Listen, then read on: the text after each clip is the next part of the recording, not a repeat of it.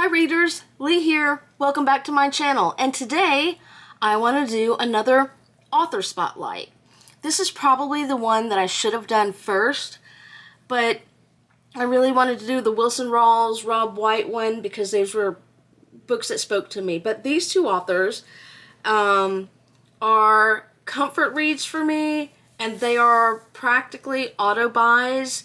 And they go back to my very earliest memories as a reader.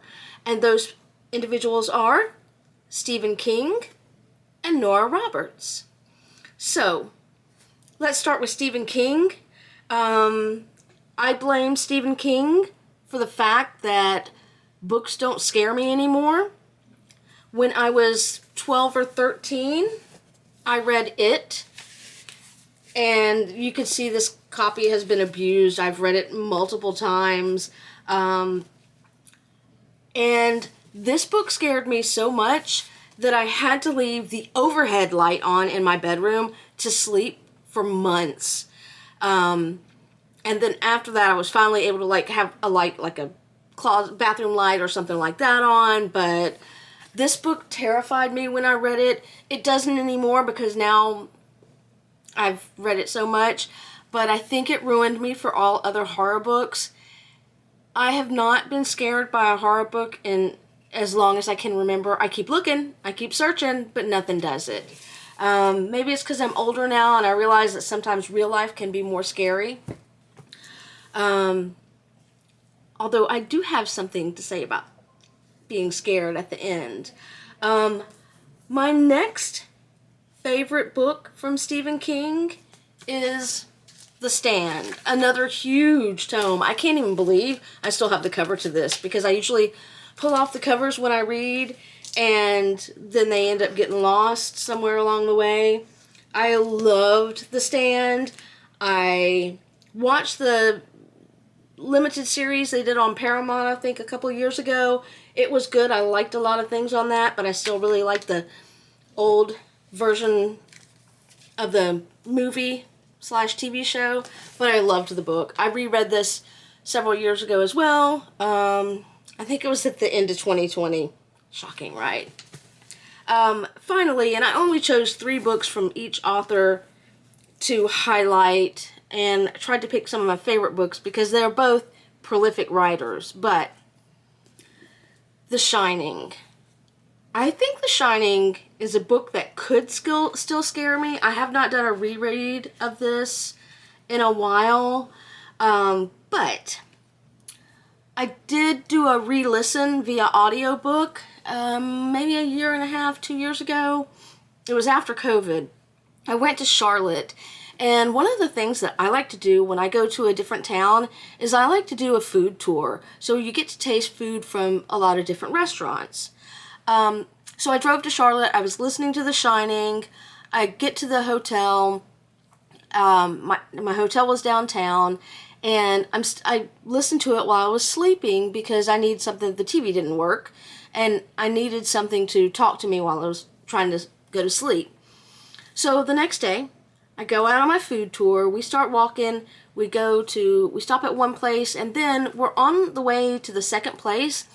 And she stops right by the hotel I'm staying at, and she tells the group that this hotel is the most haunted hotel in Charlotte. And I was like, what? I'm staying there. So I went that night to the bar and asked the bartender, hey, is this true? And it is, and he took me down and he showed me. Back in the Depression, a lot of people would jump off the building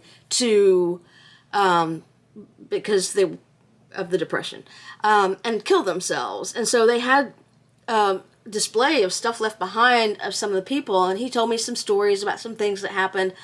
I did not have any experiences like that, but here's maybe why. So I was listening to The Shining, and there's this part at the very end, and I had fallen asleep, and I woke up, and it's at this part where Danny sees Jack, and he's confronting the monster, the evil inside of Jack, the hotel, and for just a second, Jack comes back to himself and tells Danny to run. And so it's the middle of the night before my food tour. I wake up, and that part of the audiobook is really, really scary. So I figure if there was a ghost that maybe made my TV not work, and he stepped into my room, or she stepped into my room at that time, and they heard me listen to this, they probably noped the fuck out and didn't come back. Anywho, that's my funny for The Shining. I wasn't scared at the hotel. The audiobook of The Shining did creep me out a little bit, though. So, now, Nora Roberts. Nora does standalones. She also does trilogies. I read all of them. And these are 3 of my favorites, all part of a trilogy. 2 of these are set in Ireland, and one is set off the coast somewhere. I don't remember. I think it's a made-up island. But the first one is Born in Fire. It's her Born In trilogy. And this one, gifted, reclusive, stubborn, free-spirited Maggie Concannon is a glassmaker whose exquisite works are more than mere objects of beauty, but reflections on our own true nature. Anywho, there's a gallery owner. He's a man. He comes to her. She fights it, but they fall in love, and happily ever after. And then it goes on. The next book is about one of her sisters, I think. I loved this book. One of my favorite things about Nora Roberts' writing is when she goes into somebody's profession, she does it really, really well, in my opinion. I'm not a glassmaker. I don't know. But I wanted to become a glassmaker after reading this, and I'm just surprised.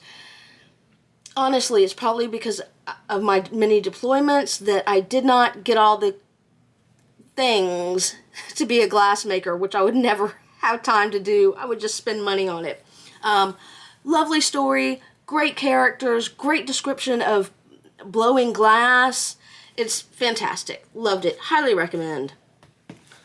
The next one, also an Irish trilogy. This one is called Jewels of the Sun.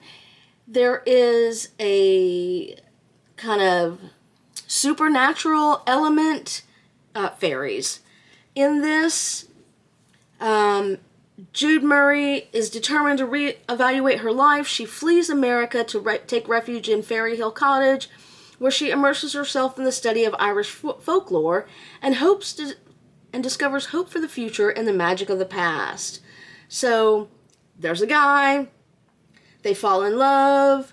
And something about this legend comes out. I don't remember, although I did reread it a couple years ago. Anyway, great book. Loved it. Loved the whole trilogy. Probably one of my favorite trilogies and books by Nora Roberts is Dance Upon the Air. This is the Three Sisters Island trilogy. And I can't remember where it's off. It's off the East Coast, but I can't remember. It's north somewhere. I'm not sure exactly where it is. Anywho, this has, I don't really want to compare it, but the theme is kind of similar to Sleeping with the Enemy. Nell Channing arrives on the island. She's, looking for refuge against her abusive husband. She meets other women, makes women friends. Of course, there's a man. She falls in love, but the evil ex-husband comes after her, somehow finds her, and there's a climax, and then it moves on. But that's not the end of the story on the ex-husband, because there's supernatural elements to this too. So I do love how Nora Roberts embraces Ireland, embraces magic and myth and folklore and Wicca in a lot of her books. And so that's really kind of a selling point for me. I love that stuff. And anywho, that is my spotlight on my 2 favorite authors. There are other authors that I like. Some authors I even auto-buy. But these are authors I reread over and over because of the comfort that they bring me. They remind me of rainy days, going to a used bookstore and staying home all day reading, and they just remind me of a thing that brought me great joy as a child. I'd really like to know what comfort reads are for you, and do you have any authors that are auto-buy? That's all for me. Now I got to figure out what I'm going to do on my next author spotlight. I'd love to hear any suggestions you might have. Happy reading!